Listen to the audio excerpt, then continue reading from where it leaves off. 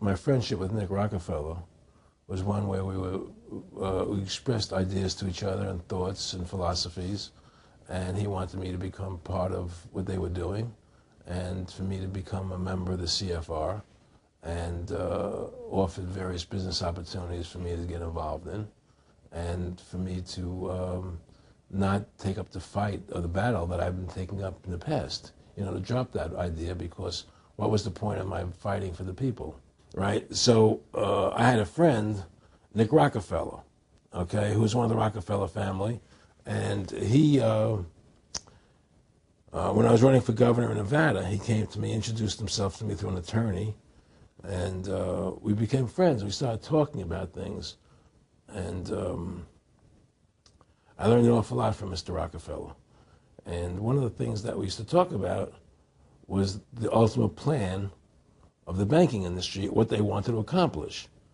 And the goals of the banking industry, not just the Federal Reserve System, but the private banks in Germany and England, all over Italy, all over the world, they all work together. They're all central banks, and they're all part of the Communist Manifesto. You know, central banking is one of the major planks of the Communist Manifesto. We talk about America being a capitalistic country, but yet at the same time we have a central bank that plans everything for us, right? And the graduated income tax is another plank of the Communist Manifesto, right? So right there you have two major planks of the Communist Manifesto that have been brought in because of the Federal Reserve System, okay? So the ultimate goal that these people have in mind is the goal to create a one-world government run by the banking industry, run by the bankers, and they're doing it in sections. The European currency, the euro, and the European Constitution is one part of it. Now they're trying to do it in America with the North American Union, right? And they want to create a new currency called the Amero, right? And the whole agenda is to create a one-world government where everybody has an RFID chip implanted in them. All money is to be in those chips, right? There'll be no more cash. And this is given me straight from Rockefeller himself. This is what they want to accomplish. And all money will be in your chips. And so instead of having cash, anytime you have money in your chip, they can take out whatever they want to take out whenever they want to. If they say you owe us this much money in taxes, they just deduct it out of your chip digitally. Total control. Total control. And if you're like me or you, and you're protesting what they're doing, they can just turn off your chip. And you have nothing. You can't buy food. You can't do anything. It's total control of the people. And that chip's connected to a database that has your purchasing records, what you do, what everything. you sell. Everything is in there, you know? And so they want a one-world government controlled by them, everybody being chipped, all your money in those chips, and they control the chips, and they control people, and you become a slave. I met Rockefeller through a female attorney I knew who called me up one day and said, one of the Rockefellers would like to meet you. I had made a video called Mad as Hell, and he'd seen the video and wanted to meet me and knew I was running for governor of Nevada. So sure, I'd love to meet him. And I met him, and I liked him, and he was a very, very smart man. And we used to talk and share ideas and thoughts.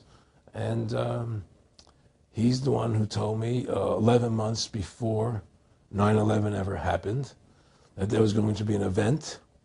Never told me what the event was going to be, but there was going to be an event. And out of that event, we were going to invade Afghanistan to run pipelines from the Caspian Sea. We were going to invade Iraq, you know, to take over the oil fields, establish a base in the Middle East, and make it all part of the New World Order. And we'd go after Chavez in Venezuela. And sure enough, later, 9/11 happened. And I remember he was telling me how how you're going to see soldiers looking in caves for people in Afghanistan and Pakistan and all these places. And there's going to be this war on terror, of which there's no real enemy. And the whole thing is a giant hoax, you know, but it's a way for the government to take over the American people. He told you it was going to be a hoax. Oh, yeah. Oh, yeah. There's no question. He says, there's going to be war on terror. And he's just laughing. There's no...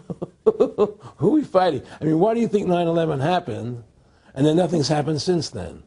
Do you think that our security is so great here that these people who pulled off 9/11, who were able to, can't knock down another plane?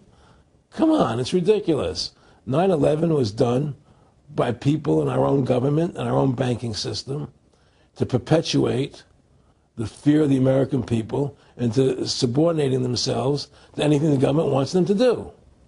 That's what it's about, and to create this war, this endless war on terror.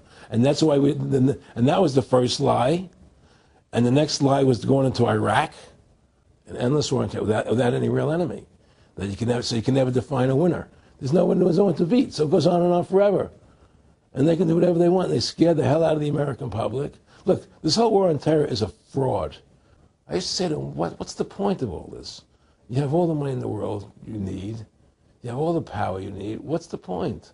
You know, what's the end goal? And he said the end goal is to get everybody chipped, to control the whole society, to have the bankers, the elite people, you know, the bankers and some governor controlling the world.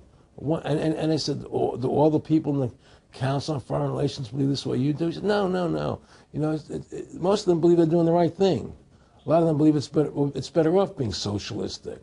You know, we have to convince people that socialism is really capitalism. Well, one of the things they told me was that he was at the house one night, and he would talk, and he started laughing. He said, Aaron, what do you think women's liberation was about?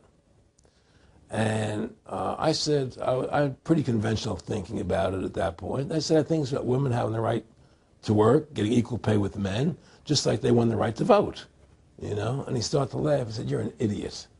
And I said, why am I an idiot? He said, let me tell you what that was about. We, the Rockefellers, funded that. We funded Women's Lib, you know? And we're the ones who got all over the newspapers and television, the Rockefeller Foundation. He says, and you want to know why? He says, there were two primary reasons. And one reason was we couldn't tax half the population before Women's Lib. And the second reason was, now we get the kids in school at an early age. We can indoctrinate the kids how to think. It breaks up their family. The kids start looking at the state as the family, as the school, as the officials, as their family, not as the parents teaching them. And so those are the two primary reasons for Women's Lib, which I thought up to that point was a noble thing.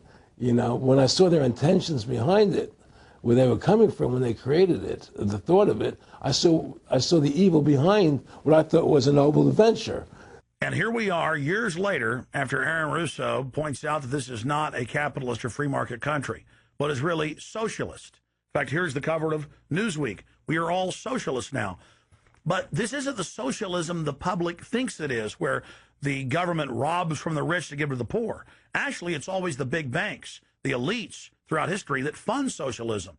They want to use the middle class's money to basically domesticate the working class and expand the size of government so they can basically, in the end game, eradicate the middle class and have a giant submass of uneducated slaves who have no chance of ever rebelling against the tyranny, and a tiny elite in control of it all. And that is the very nature of this New World Order system. They are using big government to strangle competition, to take control of the people, to break up the family, to basically set up a global plantation or neo-feudalist state.